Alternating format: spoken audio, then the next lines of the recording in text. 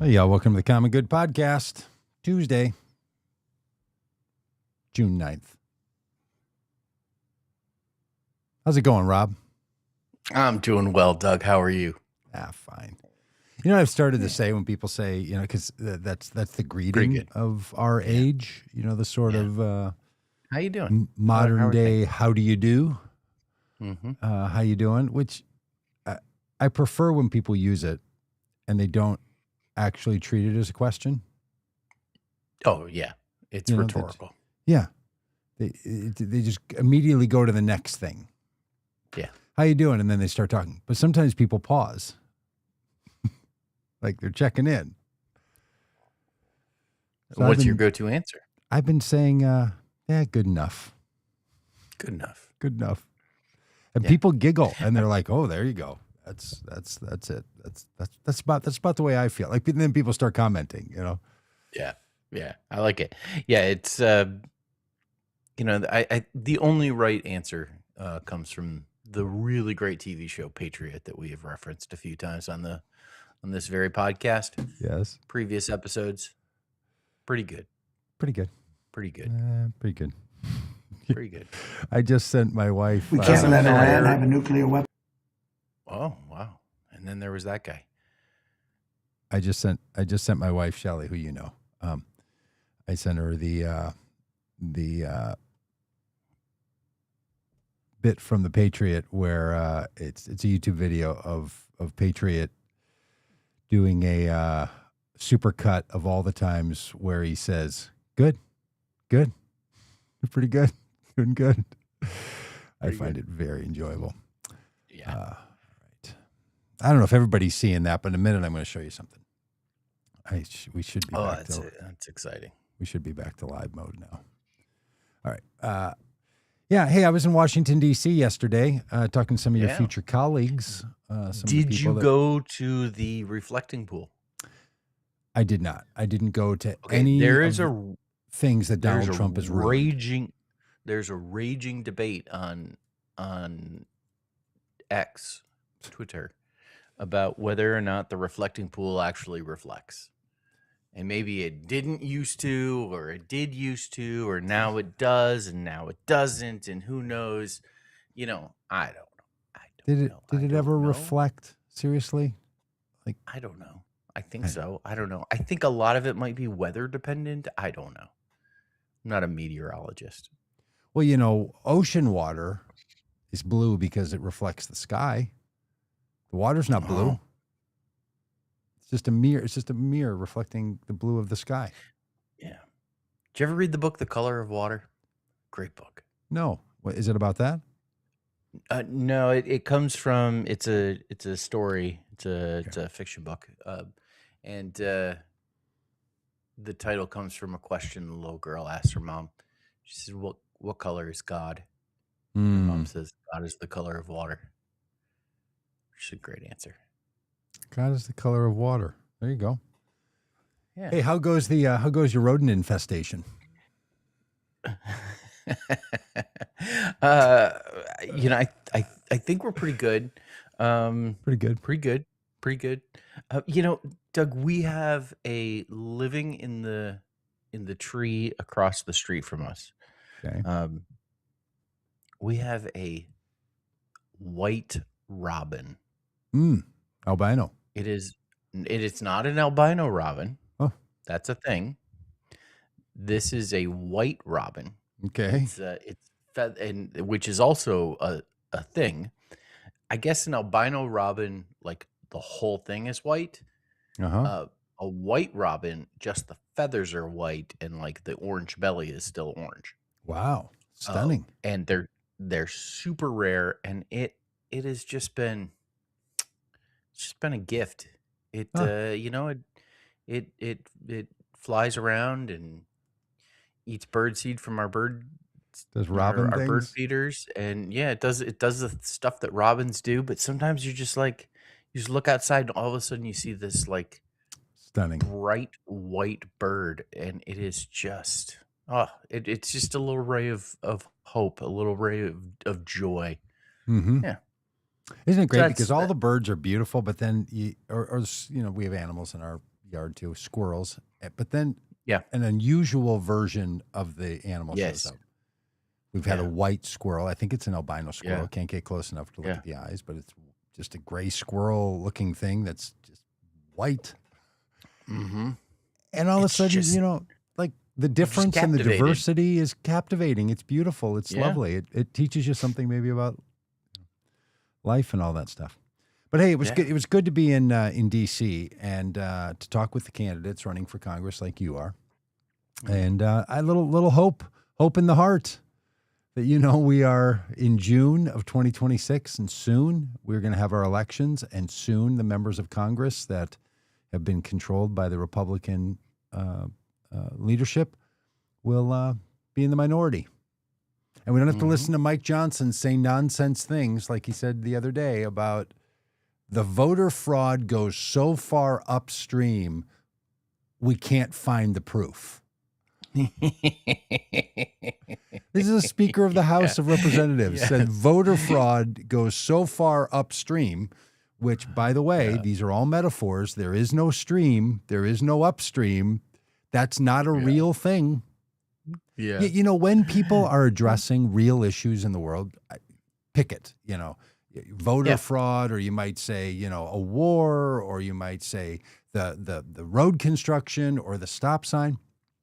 And when someone explains that real thing by using a metaphor or a simile, they are not addressing the thing, because the thing doesn't need a metaphor or a simile.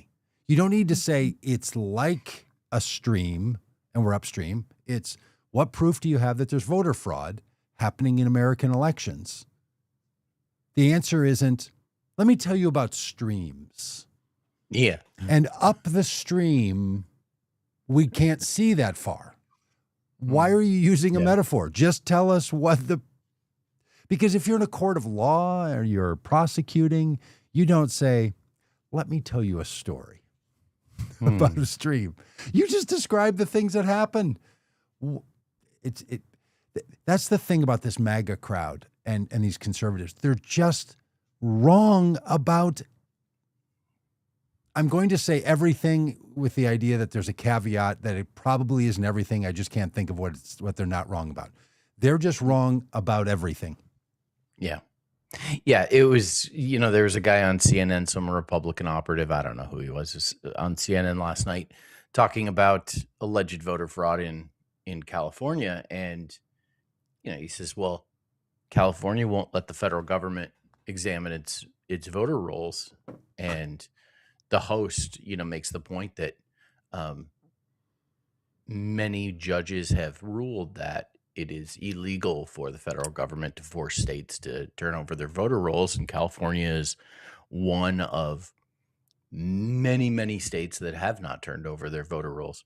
And and his response is, well, then we can't investigate. And like the argument is there's fraud. Where's the proof? Well, they won't let us investigate, so we can't find the proof. Like we don't have any evidence because they won't let us investigate. It's just It's just such nonsense. a wrong. The voter rolls are not how you would investigate voter fraud. Sure. What they are alleging in California is that the counting system is not counting the votes that were cast. They're manufacturing them. The voter rolls would tell you nothing about that. They're making up votes according to the allegations. There's no proof. You know why there's no proof? Because none of it's happening. Yeah. If you were to do a little research on how many election fraud cases have been prosecuted in the last 40 years, the number is just under 1,500. Less than 35 a year. You think about the number of votes that are cast. A billion. A billion. Yeah. The fact that we even find 35, and to my anecdotal experience, and I tried to research this, but they don't keep track of it this way, but to my anecdotal experience, when someone's case is publicized of the dozen or 3 dozen that happen in a year, they're people who were voting for Republicans. Like in 2020, the people who were arrested were people who were fraudulently voting for Donald Trump. Yeah. Okay. So because of course they were. yeah. So last week was the primary election in California. California has what's called a jungle primary, which means instead of having a party primary where Republicans pick their nominee, Democrats pick their nominee, a jungle primary is everybody's in the mix, and the top two finishers Yep. go on to the general election, regardless of party. So theoretically, and not just theoretically, because it's happened before and it happened in this election, a general election could be between two Democrats instead of a Democrat and a Republican. It could be between two Republicans. And so it's just a very interesting, all the way around, very interesting process that California uses. Now, Republicans have been alleging, Donald Trump in particular, has been alleging that the the voting happening in California is fraudulent because it's taking so long to count the votes. And it instead of knowing who the winners are on election night, it takes sometimes several days. We're now a week, and not Yeah, it all could of take the weeks. not Yeah. all of the races have been called. Now, there's a couple of reasons for this. First of all, California has mail-in voting, where every voter gets a ballot in the mail, and they can send those in. They have to be postmarked by Election Day, so they can wait to send in their ballots until Election Day. Well, better said, they can wait to vote until Election Yes. Day. Right. The way they And- vote is to put it in a mailbox or delivered to a post. That's how you vote. So if somebody shows up to vote on Election Day, or you drop off your ballot, you're voting on Election Day. Because sometimes Yeah. people say this in a way that's like, oh, they can just wait around. They're not waiting Yeah. around. They're voting. They're submitting Election their Day. ballot the same day, voting day, that every other person does it in person, submits their ballot. But instead of putting it in the basket or sticking it into the scanner, they put it in the mailbox. They're voting And- on Election Day. And then they allow for 7 days for the mail to arrive, which As seems they reasonable. should. Right? Why are we Which in a seems hurry? reasonable. Why are we in a hurry to count votes? Now, I'm a hurry up and wait guy. I don't mind being early for things. I like to put a little pep in the step. I like to hustle. What's the friggin' hurry? None of these elections need to be decided the night that the ballots were cast. None of our elections ever need to be decided then. Why are we saying to ourselves, and why do we let the election Now, the other- denier tell us, oh, you should count them on the day that the, like, why are we having an argument about the counting timing? It's so Because- absurd, Rob. I just do not understand why any of us think if you deposit a check into your checking account, you get this little note on there that says, hey, kind of depending on your account, the funds could be available now. They might be available in part the next business day. Some of them might take 3 days for a check to clear, because that's just how it goes when you're moving money around. Get used to it. Now, what Republicans have, and Donald Trump in particular, have alleged that what Democrats are doing is manufacturing votes so that their candidates win and Republicans are defeated. Now, the reason for this is because on election night, the votes that are counted first are the ones that are cast in person, because, very easy to quickly tabulate those. And then you get around to the ones that have been mailed in, and, the ones that have been mailed in early, that have arrived early, then they work on those. And then they've got a full week of waiting for more ballots to come in to be able to count those votes. And they can Now, declare sometimes a winner because they know how many Yeah. ballots, or they can anticipate how many ballots are coming. But if they falsely say, hey, Caitlin won the election, and then more ballots come in and they find out, no, Kerry won the election, then they would say, okay, because the statement of we're calling the election, here's the thing, that's not even when the votes are officially accepted. No matter when you count them for public consumption, that's not when it is official. Certified. This is the thing that Trump and all these people and Democrats as well, it doesn't matter. Anybody who thinks, well, we should know on the day of the election, all you're doing is making a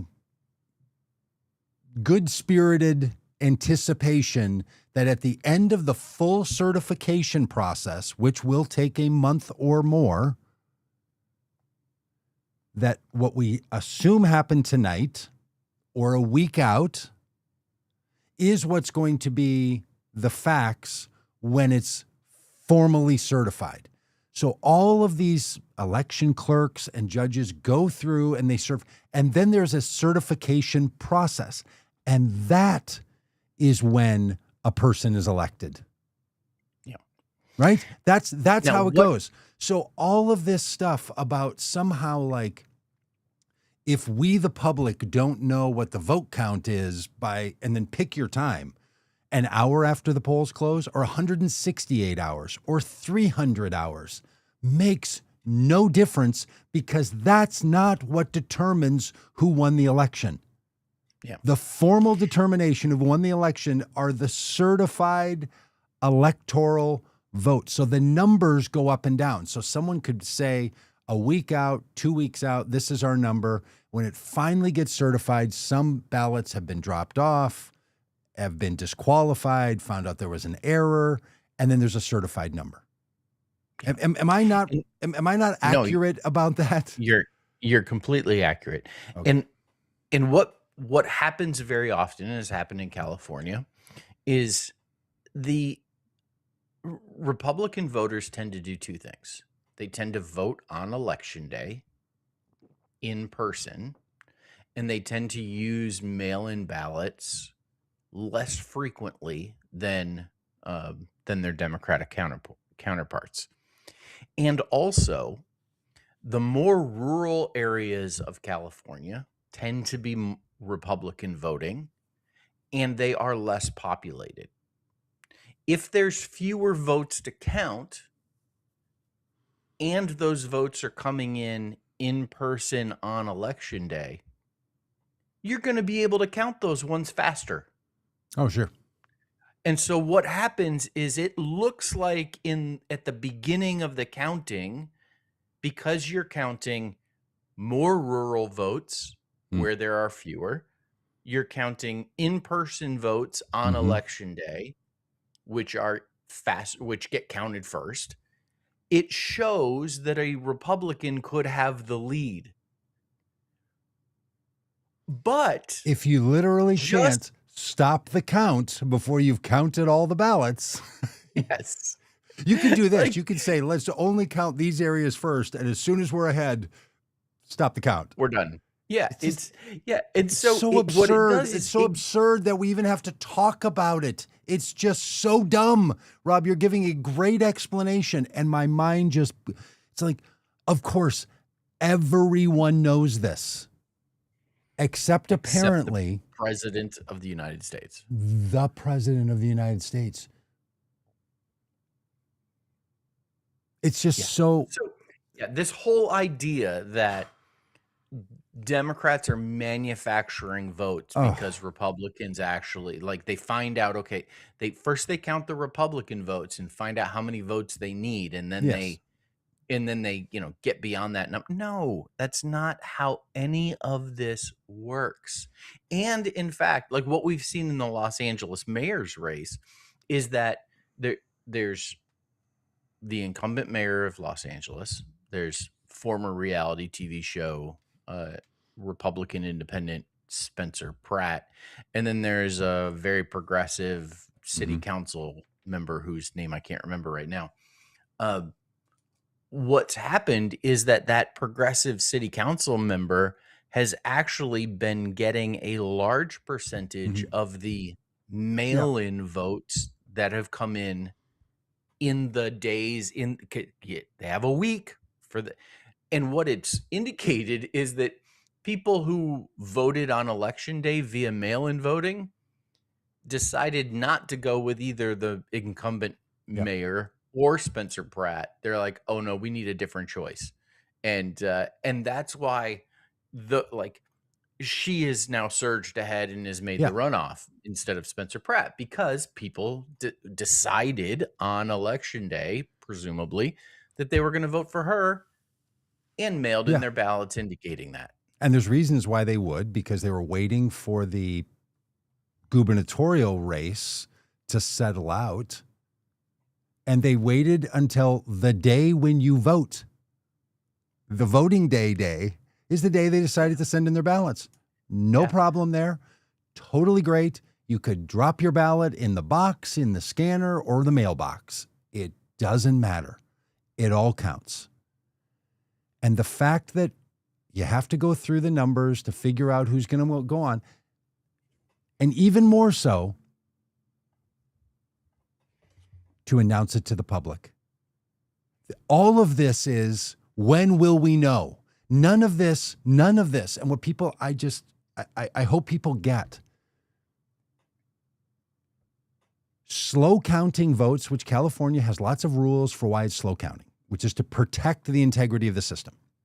Slow counting has no impact on who's determined the winner. It only has an impact on when people know the result of the voting. It's not the voting.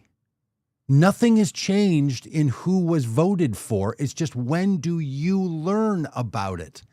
And honestly, it is just impatience at the most childish level that anyone, a candidate, a campaign, a viewer, a regular person, observer, would be like, well, this seems like it's taking a long time. It's not taking a long time. You know how much time it's taking? The amount of time that it takes. Yeah, I know I'm sounding like an old man in the car with the kids in the back, and they're like, how long till we get there? And you're like, we're going to get there when we get there. Like, we're traveling across space, and it's going to take a certain amount of time. And those are just fixed realities. This is not the only thing that's taking a long time, is the expectation that someone has that they should have heard it. And listening to Donald Trump be a toddler baby and talk to Kristen Welker on Meet the Press and be like, do you think it's reasonable that it takes a week to count? Like,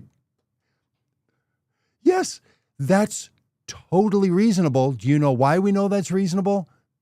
Because that's how long it takes. That literally is how long it takes.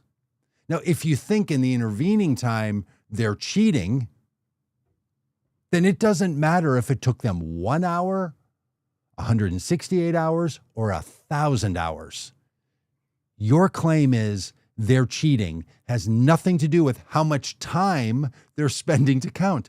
Because if you were planning to cheat, you would be prepared to cheat in the first hour. And if they're so good at it, they couldn't get caught, then how did you win the presidency?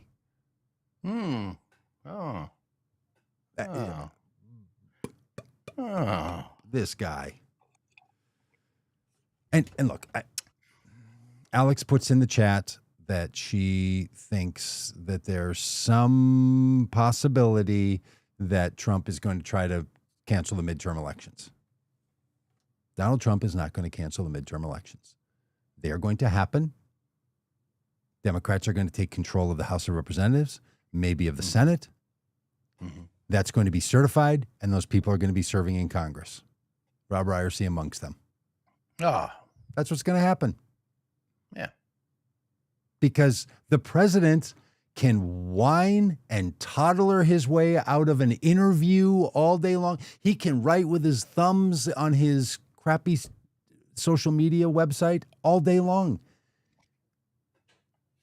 has no impact.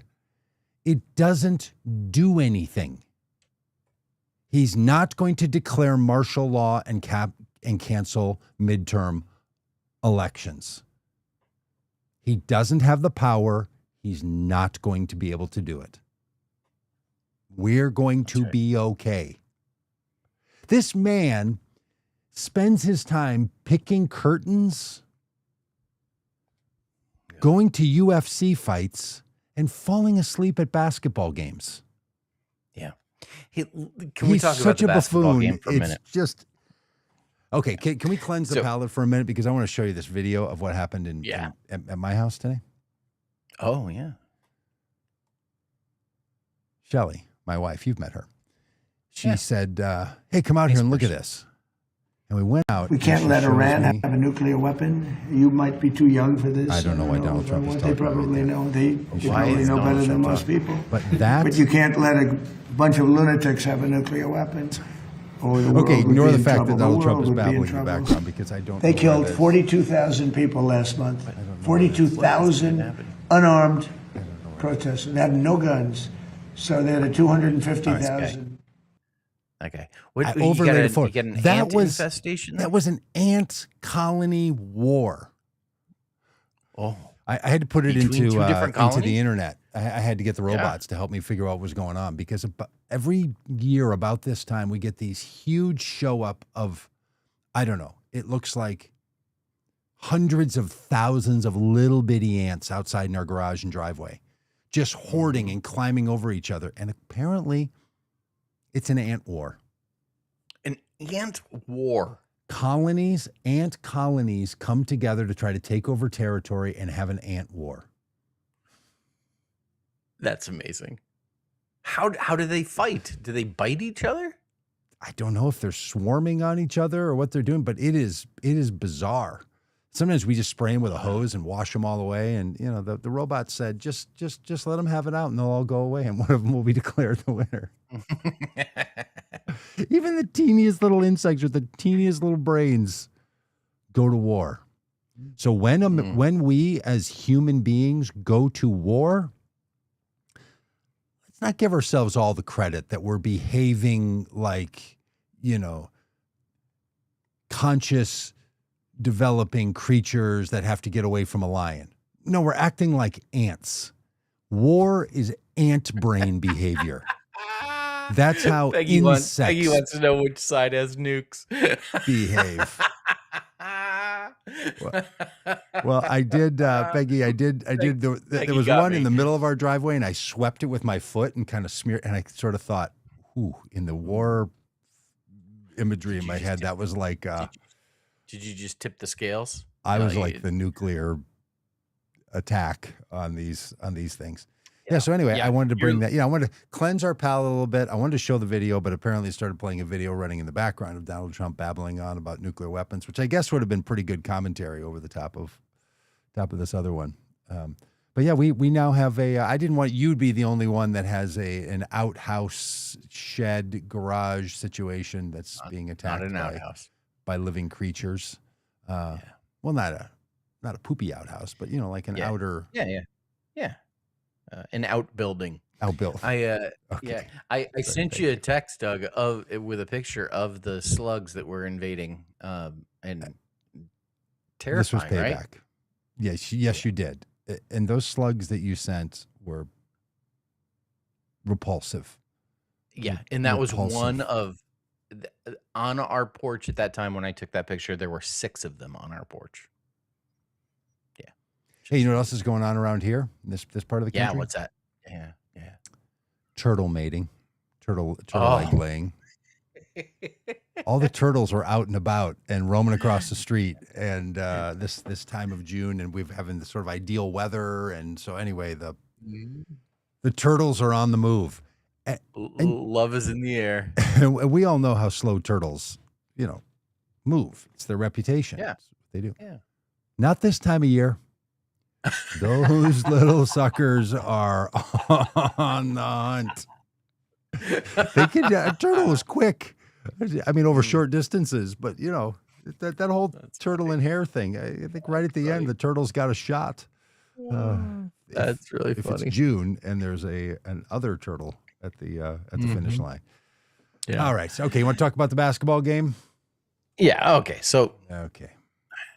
listen, I have checked out on the NBA Finals because the two teams I would be inclined to root for, the Cleveland Cavaliers, my hometown team, or the Oklahoma City Thunder, which is the closest team to where I live currently, and many people here in Northwest Arkansas root for the Thunder. Either of the two teams I would be inclined to root for were eliminated in their conference championship series. And so the champions facing each other, the New York Knickerbockers and the San Antonio Spurs, not a lot of interest. But I have paid a little bit of attention because the New York Knickerbockers jumped out to a 2-0 lead in the series, kind of unexpectedly. And we're on like a 13 or 14 game winning streak. Yeah. And we're just, I mean, and it's been over 50 years since the Knickerbockers, and I'm going to just keep calling them the Oh, Knickerbockers. of course. Great name. Yeah. Have won a championship. And so really big deal. Yeah. A lot of people who care, especially people who care about New York and people who care about basketball Big deal. and Big people who deal. gamble care about this game. Yeah. Means a lot. Going back to New York City, Madison Square Garden, after winning 2 games in San Antonio, Donald Trump announced that he was going to go. Yeah. Yeah. Again, Donald Trump, who has a day job being president, decided that on a Monday he would take a travel day.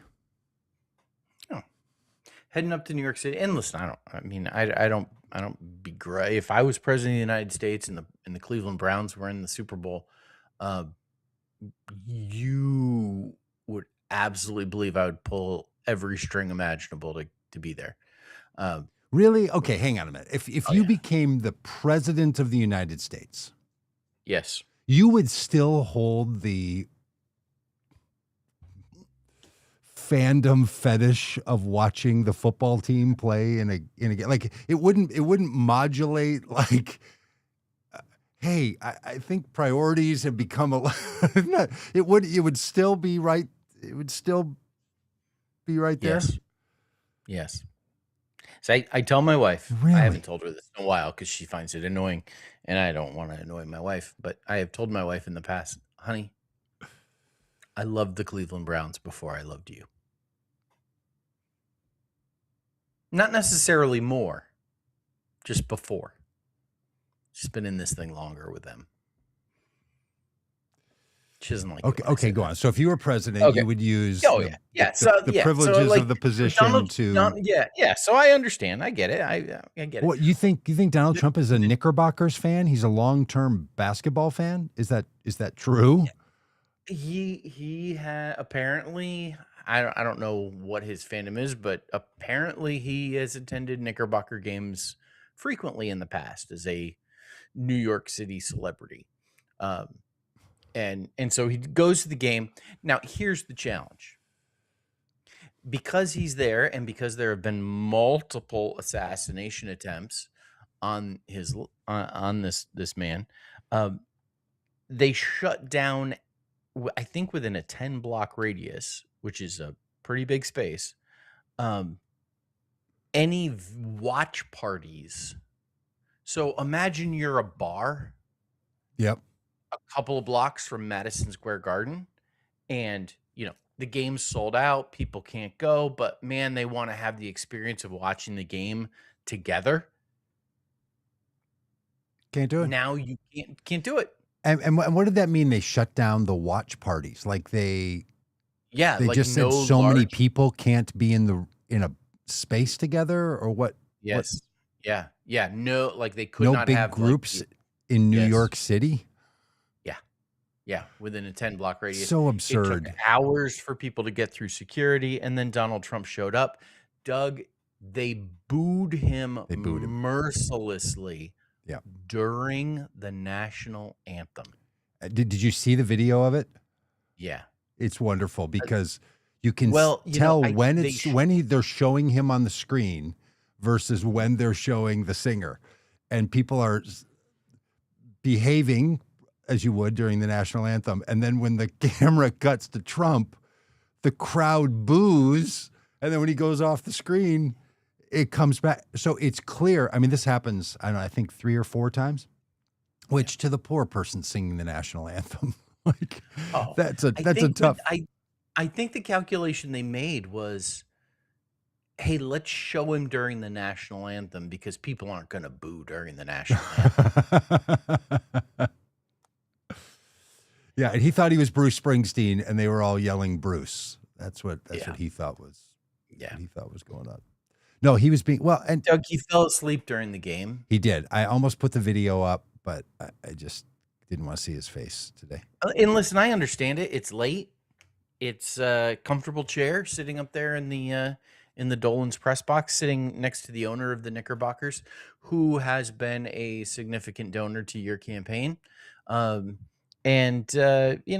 It's late. It's tired. I mean, it's not like there's an exciting basketball game happening in front of you that's loud and raucous that might keep your attention. Actually, there was. I was going to say, Rob, when you're president and the Cleveland Browns make it to the Super Bowl, yeah, will you doze off because your fandom just can't resist the pressures of the heavy eyelids? Oh, goodness, no. I think Doug, the whole argument, this is such a big deal for me because I'm such a fan, has a countervailing argument, which is, then why did you fall asleep? Why the eyes get droopy? Why the head bob? Yeah. Doug, and then in classic Donald Trump style, the Knickerbockers lost the game. They lost. They lost. At home. First time in I think 14, 15 games. Yeah. Yeah. I think they were on a 13-game win streak, as you said. And then Donald Trump shows up. Lose. Good for Texas. I'm actually pulling for the San Antonio Spurs. Oh, yeah? Why is that?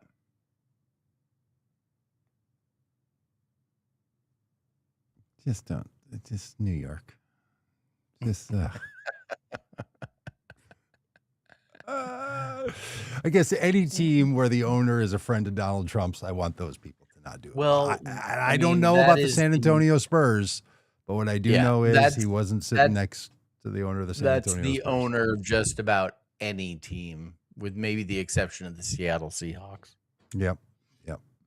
Because that tells you something about owners of sports franchises. Well, they're billionaires. Yeah. So. Who make their backs on Democratic policies. They should be wanting Democrats to be in office to reduce the deficit and to create the context for greater growth. Because we have actually 100 years of history. You know, this is one of the things that in the American political mythologies we can't seem to shake, is that economically the country and rich people do better under Democrats. I don't think that is debatable. You might say, well, tax policy is not what some rich people would want, but their overall growth and gains are greater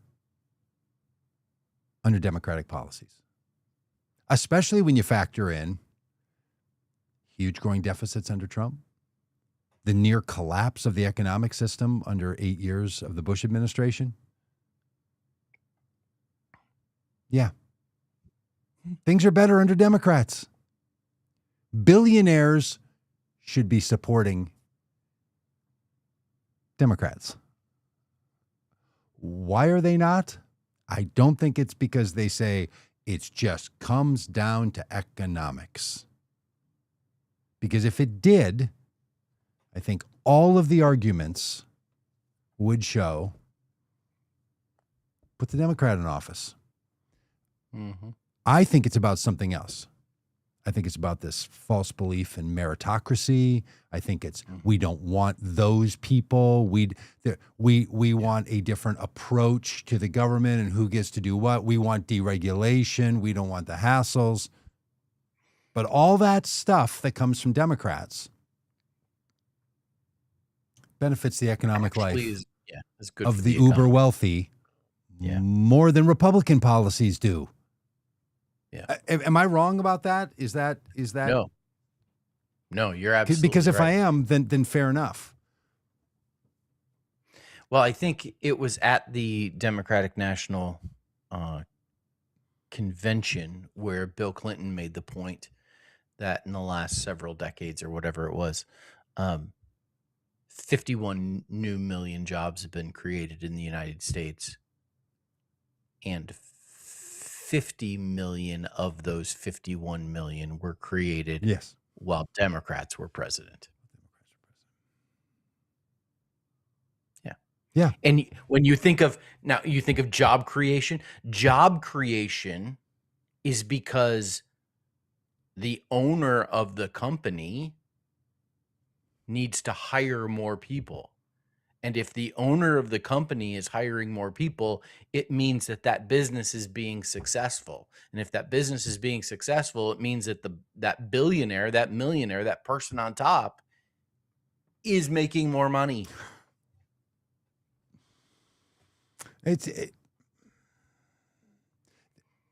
I saw a meme the other day. It was something like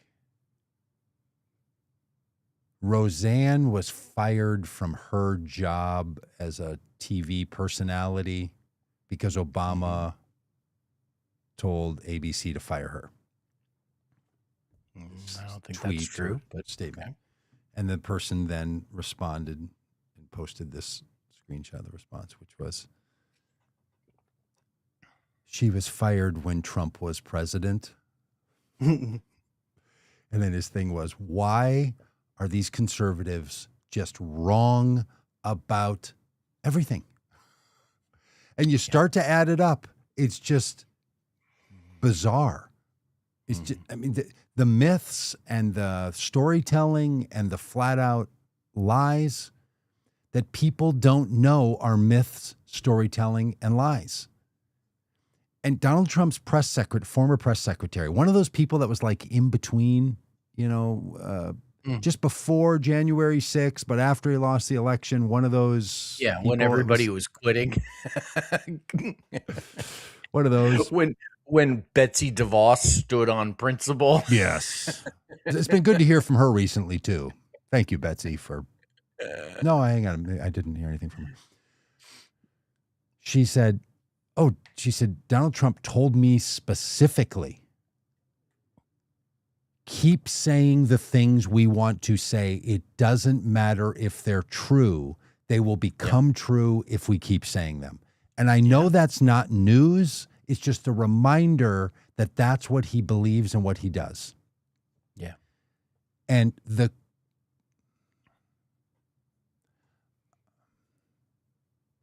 going to be too broad of a brush stroke, but we can come in and fill in the edging in a little bit.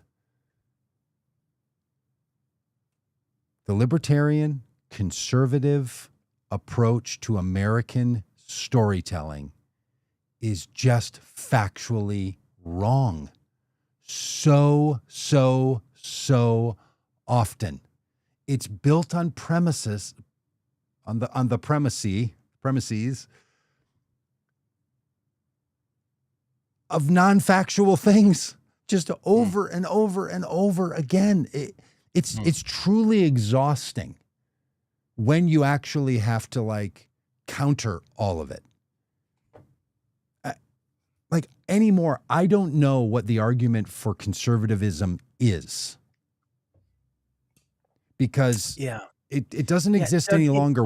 When a commentator goes on CNN, as you mentioned last night, and says the federal government should come in and audit state voting rolls, conservatives want the federal government to take over state functions and to regulate them. Okay. Here we go. Yeah. Doug, it's almost as if, did something a little bit different. We had church on Sunday, and the vast majority of times at church, we anchor our teaching in some biblical text. I wanted to talk this week about the idea of sacred duty, and and kind of think about the idea of like, what is mine to do in the world. And so I ended up sharing the story from the Hindu scriptures of a guy named Arjuna and his conversation with the god Krishna. And it was really interesting because it was a completely different story than most people who had been sitting there had ever heard. Okay. We so often make sense of our lives, or we tell ourselves, as those of us that are Christians, we tell ourselves the stories from the Bible. And I ended up later in the service kind of comparing the biblical story of Jonah as someone who is kind of the like, sometimes it's good to see what something doesn't look like to give you a sense of what it should look like. Sure. And Jonah is someone who, completely went the opposite direction, quite literally, of his dharma, of his sacred duty. And that was a familiar story for the people in the room. When the story of Krishna's conversation with Arjuna was not a familiar story. And it's this interest, and I think what we've got in America is, in a similar way that religions tell themselves different stories. They have different myths, different things that they anchor their belief system to, and then maybe Republicans and Democrats in America have a very similar thing. Yeah. That the myths, the stories that we tell ourselves are so very different that we're not familiar with the other story. Yep. And look, it's quite possible that on certain topics, Democrats also aren't connected to truth or facts or realities. There's stories that are created inside the Democratic world, right? Which, okay, if we want to say, if you're operating inside of a political mind, I don't know what Republicans hold to anymore that's actually factually true. It's just true at the very deepest level. Yeah. Especially the libertarian informed version. It's just complete myth. Just absurd levels of don't care about what's actually happened, how we got here, what we did, what people said, how things work. Doesn't matter.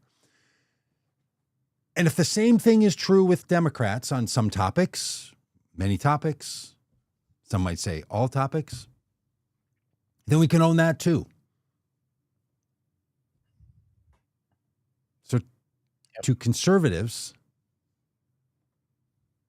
if you want to say, there's no truth story we can find, then okay, start there, right? Start there. And maybe leave your political mind to pursue how things actually work. Because how things actually work, we can figure out. This voting thing is an illustration of it. How the economy works, what creates jobs, the role of the stock market in an economy. Like, these are not ant colony wars that we have no real, experience with or understanding. You can just look this stuff up. Yeah. It's not to be all Rumsfeld about it, but there's some known knowns here. There's some things that we can pay attention. Sometimes I think about Donald Rumsfeld and just the orator of that guy. That guy's ability to turn a phrase, man. Wow. He was pretty good at that. He was, well, at least, and maybe it was just people our age generally, you know, if we can put ourselves somewhere in the same 10-year age Gen X? set. Yeah. Where we were in life when he was a significant figure talking about things that mattered to the United States, like our war actions in Iraq and Afghanistan and seemingly Iran, the things we wanted to do. Because all this Iran stuff that we talk about now, you can just go back 25 years into what was happening after 9/11 and what the Bush administration and Rumsfeld were trying to create was a force multiplier in Iraq as the heart of the Middle East that would have a functioning democracy, and that would be the effectuator of things like Iran. Yes. You can say it was about the oil, progressive friends. I think we're hard-pressed to find any facts that support that, because do you know what didn't happen? American oil companies don't own the oil in Iraq. So that didn't work, if that's what they were up to. And maybe it was the plan and it failed, or maybe the plan was even more impossible to accomplish, as it turns out, which was just to, put a functioning democracy in the heart of the Middle East. Didn't work. No. Had something. Trump's being booed. Trump's bit about ballots and Trump's bailout. Can we talk a little bit about that? Let's do it. Did you see him in the just obscenely obnoxious interview with Kristen Welker? Yes. Where he again brings up like some sort of a savant, just Wapner's on it for level of the 2020 election was stolen from me. I won it in a landslide. And she's, again, it's a bit intolerable to even hear her be like, well, sir, there's no proof of that at all. She almost comes to a line where she says, that's just not true. Yeah. Like the fact that these journalists feel it necessary to continue to placate the man and talk nicely so they can get another interview and let him just spew this stuff. She did a reasonable enough job where he had to leave the interview because he was so mad that she wouldn't give up, saying, well, we can get back to that later, or we could agree to disagree, or maybe can we switch topics? She just wouldn't switch topics until he finally just basically said, well, you're either a liar or stupid. And the fact that we would critique darling. a journalist about how she talks to the president and let the president of the United States in his job role talk to people like that. There's not a lot of jobs you can have. Maybe being like a college basketball coach yelling at the referees, you could do that. Which also, for all the sportsmanship stuff that we say sports are supposed to teach us, watching coaches act in ways that are is so like, okay, this is not about teaching kids sportsmanship. Yes. This is about you berating another human being until you get your way. Just correct. Yeah. Donald Trump once again showed himself to be the pedantic, small, petty human being that he is. And he went right to all of his, I think you're so right with the Wapner's on it for thing, because he has latched on to his talking points.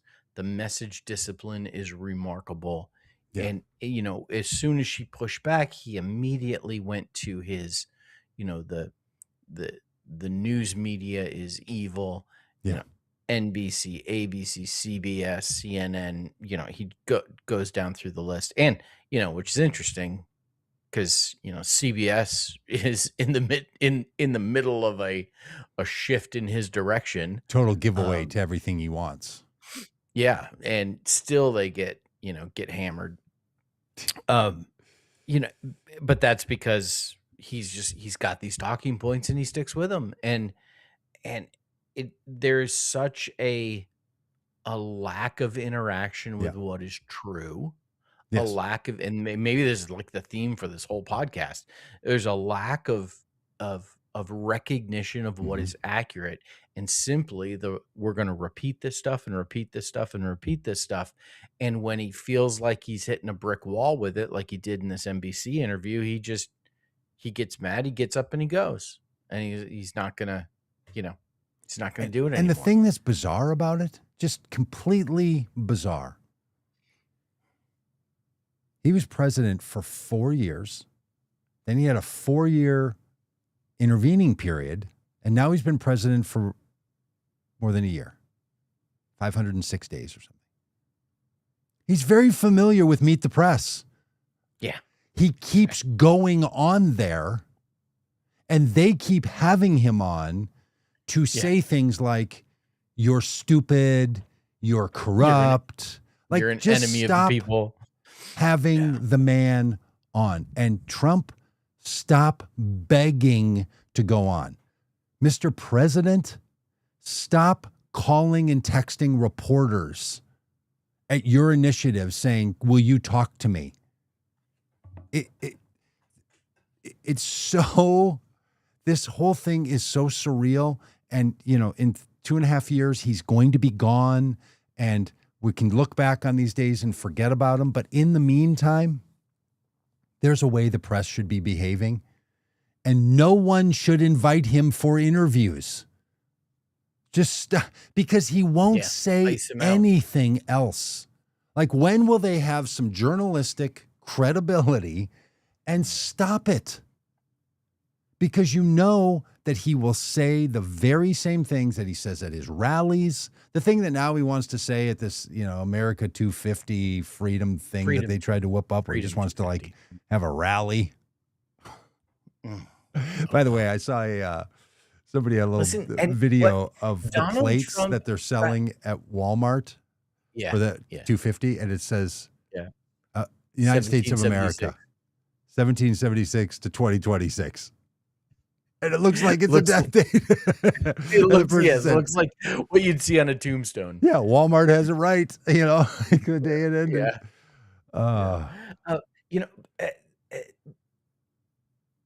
What's more exciting than a Donald Trump rally? Donald Trump rallies are boring. They're boring. Doug, I have been to 3 of them. You and I think, have been to 2 of them together. And we have walked out because it's just, it's not fun. It's not exciting. It would be more fun? Listening to Ice Ice Baby on a loop. Just let Rob Van Winkle get up there and just do Ice Ice Baby over and over and over and over again. Well, friends, just want to remind you, you're not losing your minds. You're holding steady, and you're in a house of mirrors of politics. And Republicans cannot seem to find their way publicly to distance from Trump fully yet, but it is happening. There have been a number of votes that they have taken in the Senate and in the House that have rebuffed Trump. And there's one way that you could say, all this talk Trump is doing is to get him so that he can resist the elections in November. I think what's more accurate to what's happening is Republicans are starting to prepare themselves that Donald Trump is going to be a lame duck president. The nomination process will start on the 4th of November for the Republican candidacy. People are going to be running from Trump. People are going to be running closer to him. He's going to be losing his mind, and he's not going to have control of Congress. He may not have control of the Senate. Someone's going to bring up impeachment charges. I mean, hour one, that's going to happen. Investigations are going to start. They're going to start to get bogged down. All the attention's going to turn to who the Democratic nominees are to replace Trump. He's going to be iced out. The flailing and failing is only going to increase. Will that make things more dangerous for us in this country? Will he reach out and lash out in a whole number of ways? He will, but he's going to be continually losing support. Barring something horrendous from happening in the United States that gives power to a presidency. Every single day that goes on, Donald Trump has less power and less influence and can get less things done. He knows it. We should all take confidence in it. Yes. This is how it ends. Yes. In the same way, it's important for us to understand how California votes so that we don't fall prey to, scary things that, may or may not be true, that turn out not to be true. The same way, we need to understand how this works as well. What happens after the midterms is Donald Trump becomes a lame duck president. He loses so much of his influence and power, including within the Republican Party, because other people want to be president. Yes. Other Republicans want to be president. J.D. Vance wants to be president. Marco Rubio wants to be president. Ted Cruz wants to be president. Other Republicans, Sarah Huckabee Carlson Sanders wants to be president. Tucker Carlson. And they each are figuring out what is the path to get there. And for some, it will be, I'm going to be different from Donald Trump. Some are going to want to be exactly like Donald Trump. Some are going to want to take the place of Donald Trump as the mover and shaker in the Republican Party. Some are going to think that it's doing whatever Trump wants to get his blessing. Some will think, okay, I got to go further than people are going to chart out their path. Yeah. And what it does is it means that Donald Trump is no longer running the show of the Republican Party. And the battle inside the Republican Party with the voters and the supporters is going to be intense. It's already happening. A lot of us don't pay attention to it because we don't follow the streams of the right wing and the MAGA movement and all this. But I assure you, it is happening across the board. There's a number of influencers and people, because the party is not just your average Republican that lives their life and just thinks, I don't vote for Democrats, I vote for Republicans, or Democrats say, I don't vote for Democrats, I vote for, or Republicans, I vote for Democrats. Like that the great majority of all the voters, that's how most people are. The party, the Democratic Party, the Republican Party is built around people who are deeply invested and they know the names and they follow the intricacies. And that group of Trump supporters that held together and got him reelected is completely fractured. It is, Marjorie Taylor Greene, Tucker Carlson, Candace Owens, Nick Fuentes, all this crowd are just completely fractured. The manosphere, all the bloggers, all those people, not bloggers, podcasters, all those people. Now it should be Substackers. I should have redone that. All those Substackers and podcasters and all this. Are conservatives on Substack, or is that really just? I don't know. Because if I hear somebody has a Substack, I'm assuming that they are, somewhere between democracy saving and progressive advancing. Yeah, I don't know. All this to say, let not your hearts be troubled. Believe in me. We're gonna be understand okay. How, yes, in the same way, like when you understand how things work in California, you go like, okay, well, there's nothing to freak out about. Listen, this is how things work. This is what's going to happen. It's going to be okay. And are conservatives and MAGAites going to say things? Yes. I was talking to a reporter yesterday about all these faith leaders running for office as Democrats. And it's like, but what about the critiques that are coming from the conservative Christians that these are not real Christian people, you know, in Iowa or in Texas or in Kansas City or Kansas? Like, what about those critiques? I'm like, Christians are constantly having groups of people tell other Christians, you're not a real Christian. That, of course, but that's Pete Hegseth just did that to Mormons. I'll say this to anybody who doesn't know. One of the signs that you are a fundamentalist and that you're living in a small environment of Christianity is that you believe that other people who tell you they're Christians, when you say they're not really Christians.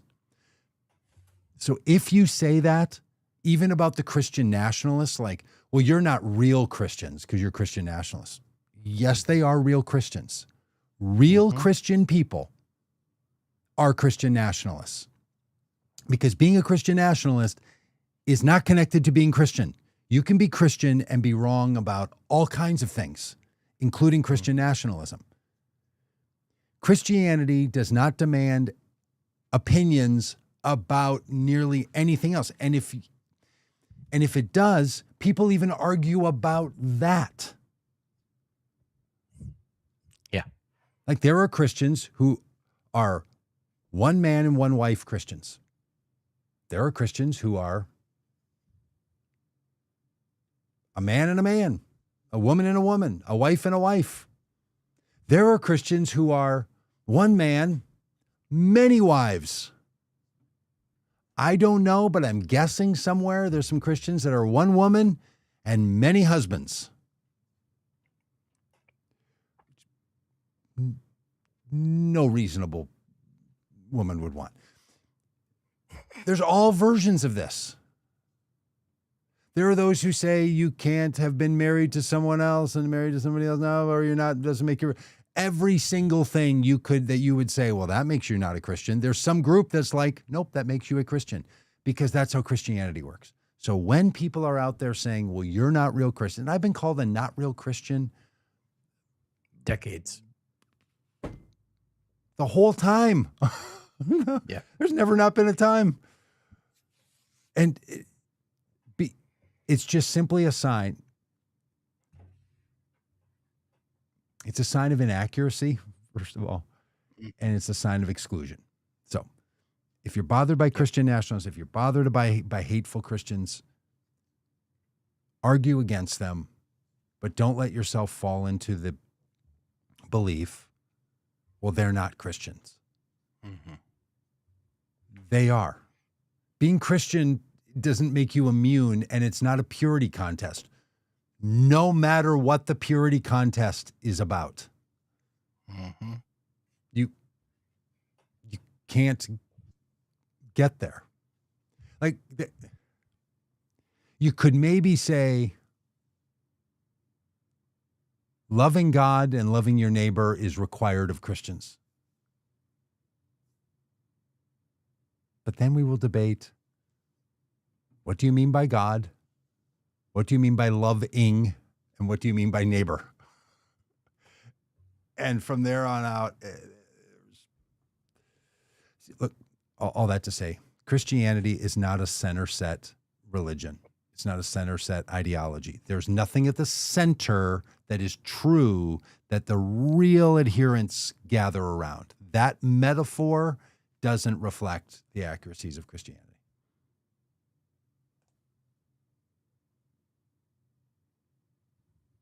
I don't know a Christian that hasn't fallen prey to heresy. Just depends on which thing are they heretical about. Is it theology?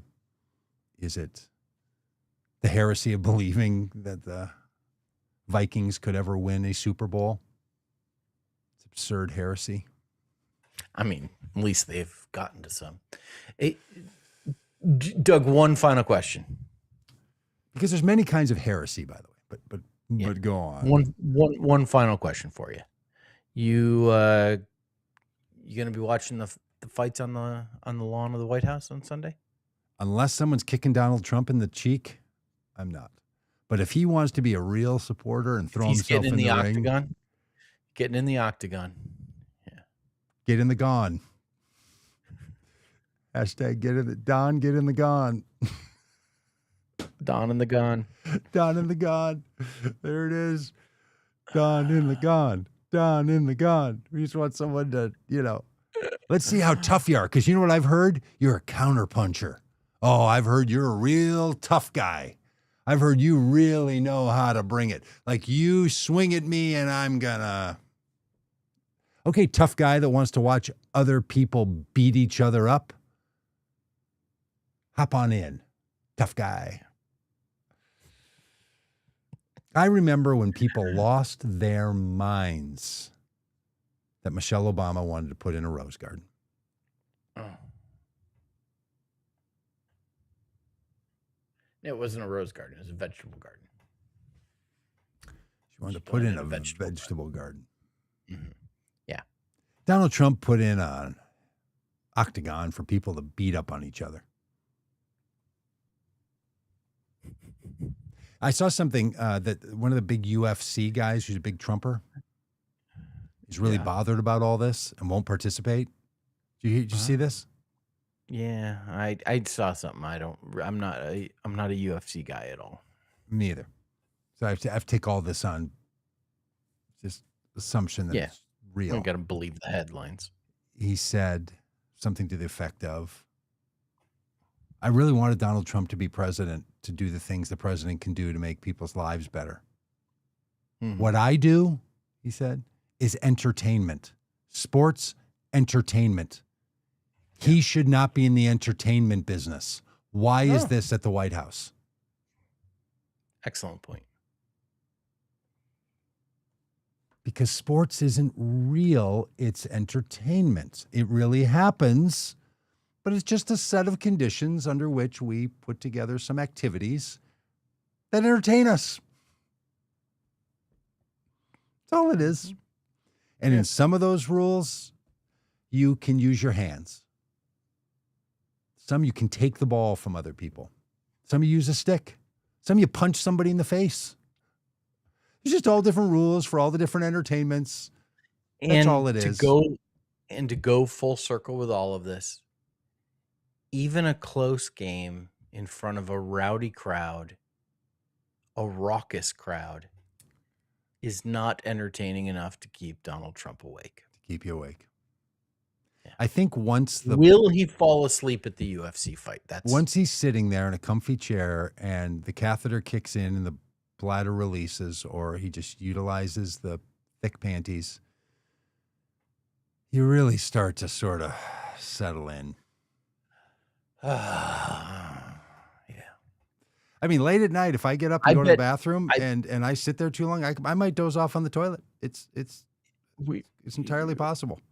Yeah. Middle of the night. That's Donald Trump sitting in a chair. Yeah. I imagine that probably on like the prediction market apps, we could probably make some predictions about whether or not Donald Trump is going to fall asleep at the UFC fight. You know, they say you should invest in something that you know about, you care about, or you love. That's a good investment strategies. I'm not a gambler. Mm-hmm. Maybe we should chip in some money and bet on the predictions market about Donald Trump falling asleep. That's guaranteed money, baby. It's big money. Big money right there. You know, and again, where he didn't fall asleep was at his own son's wedding because he didn't go. And he said, they really want me to go, but I'm not going. We didn't even talk about this, by the way. There's no Iran deal. We could say it again, but every week for 2 months now, it's been Donald Trump is getting rickrolled by the Iran deal. The Iran deal is like the infrastructure week of the second term, you know. It's And the he's second yelling term at Bibi Netanyahu, telling him that he's crazy. I mean, look, BB. there's a point at which when you're running around and you're saying that all the media and all the former Republicans who supported you and all the allies that you've had, everybody's crazy. Yeah. Everybody's stupid. Yeah. At some point, you've got to say what's the common denominator here, and the common denominator here is, this goofball. Buffoon. Isn't buffoon a good word? I think buffoon. Buffoon's a great word. I wonder where that comes from. Buffoon. I like buffoonery. Doug, do you use the phrase bondukers? No, As never in heard it. tough bondukers? Never heard it. My kids in the family chat were having a conversation about the phrase tough bondukers, which is apparently a phrase that I used often in their childhood. When I would say, hey, tough bondukers. And they were trying to figure out the etymology of it and weren't able to. And so Do you have a memory of using that phrase? oh yeah. I don't know where I got it from. Do you make it up? I don't Is know. it possible? Anything's possible. Maybe I got it from my parents. I don't know. You don't remember hearing it as a kid? You didn't like your kids do? It was just around? Yeah, it's just always been there. It's like, Well, I mean, anybody in the when chat? did you learn Tough when did you bondukers? learn any of the words that like, yeah.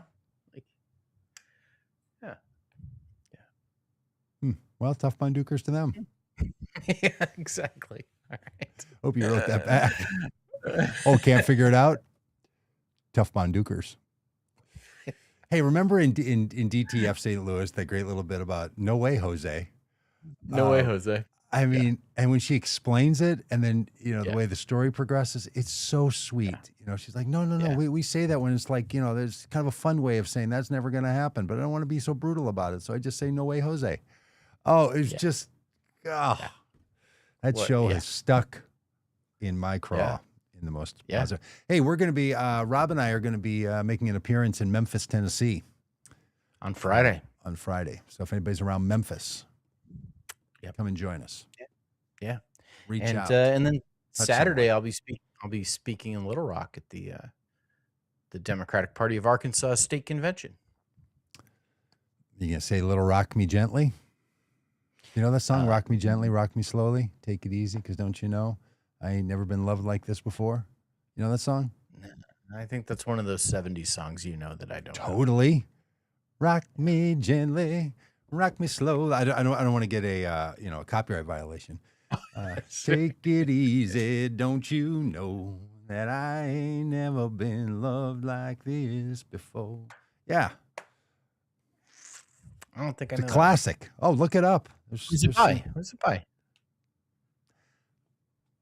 One of those 70s bands that are around. Steely Dan. Yeah. Okay. Hey, This is speaking an of- interesting thing. are you So watching- I play in a couple of bands, right? These like cover bands. We get together, we practice for a few weeks, and we perform. Sunday, I had a double header. Both bands had to play at the open streets. So fun. So for me. exciting. Yeah.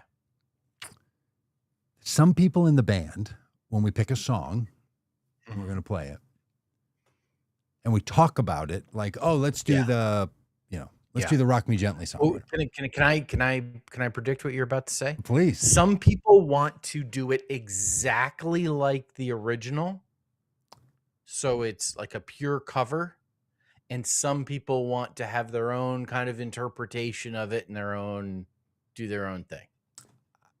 I do want to talk about that nonstop. Yes, that is true, but that's not what I was going to say this time. But if after I'm done with this, if you want to talk about that, some people think their job is to be an impersonator. Yeah. As opposed to a entertainer or a performer or an artist. They think I should do it exactly the way they do it, like I'm doing impersonations. Yeah. Drives me crazy. No. This is what I was going to get at. Some people refer to the songs by who they're attributed to. So you Let's must play look that good on the Zeppelin dance tune. floor. You could talk about it as You Must Look Good on the Dance Floor. Name of the song. Or the Arctic Monkeys song. And there's this switching that goes on. So Joe Walsh recorded and released a song called Life's Been Good to Me So Far. It's one of the songs we play. They'd refer to it, one of the people in particular refers to it by the artist. Let's do the Joe Walsh song. And it's really curious to me why they organize it by the band. Like, let's do the REM song instead of saying, let's do Man on the Moon. So, and I kind of gently bring it up a little bit. And Do they're you like, ever I do don't know. multiple songs from the same artist? Oh, sure. It's rare that a cover band would do that, but that could come up. In both bands, people will do this. Then it gets really confusing. Confusing. Really confusing because the set list is laid out. I bring that Oh up my goodness. because I can't believe people are still with us watching this. Because this is very interesting, people. When I said, you know that song "Rock Me Gently," I'm in the conversation and I'm barely interested. You said, "Who's it by?" Yeah. And that's the same instinct as these people that are like, oh, let's not do Life's Been Good to Me So Far. Let's do the Joe Walsh song. And I'm interested in, why do people, when you name a song, they say, who's it by? And that's just an interesting thing to me that I've noticed in this world of like, for some people, a song is artist focused. Mm-hmm. And other people are the song, and you may or may not know. Yeah. I think in the file folders of my brain when it comes to music, the songs, the file folders are the artists. Yes. And the songs live within those folders. And so if I'm looking for a song in my brain, knowing who the artist is, I'll be able to find it a lot faster. Yeah, and I think that's what I was getting at. I think there's some people, and some of these people in the band are that way as well. It's Andy Kim, Senator from New Jersey. Oh, come on now!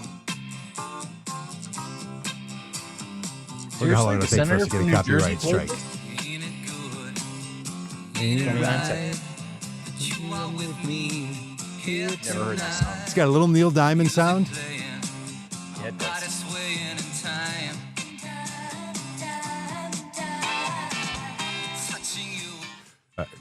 Never heard that song. Dude.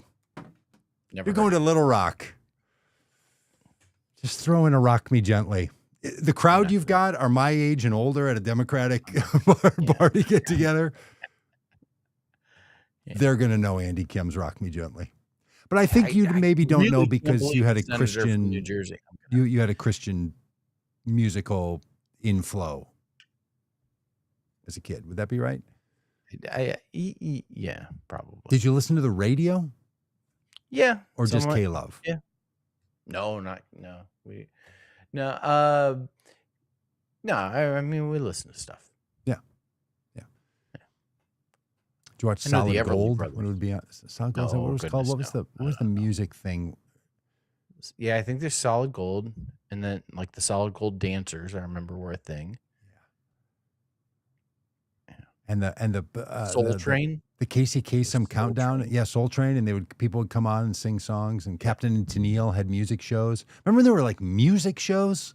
Yeah, variety shows. Yeah, it was great. And now maybe you'll tune in to Saturday Night Live and see two songs by somebody. But there were like shows with Johnny Cash hosted a show, and Glenn Campbell, and Captain and Tennille, and Sonny and Cher, and music shows, and they had people on. Yeah, where I heard all that stuff. We need to make America great again. We need to make variety show TV great again. I don't know why there's not a market for that stuff. Oh yeah, I wonder. All right. This has drifted into full nonsense already. Yeah. Okay. Hey, see you in Memphis. Yeah. All the rest of you too. We'll see you in Memphis, and Pants both common good. Rock Me Gently. And Pants RobForCongress.com. Pantsbox. RobForCongress.com.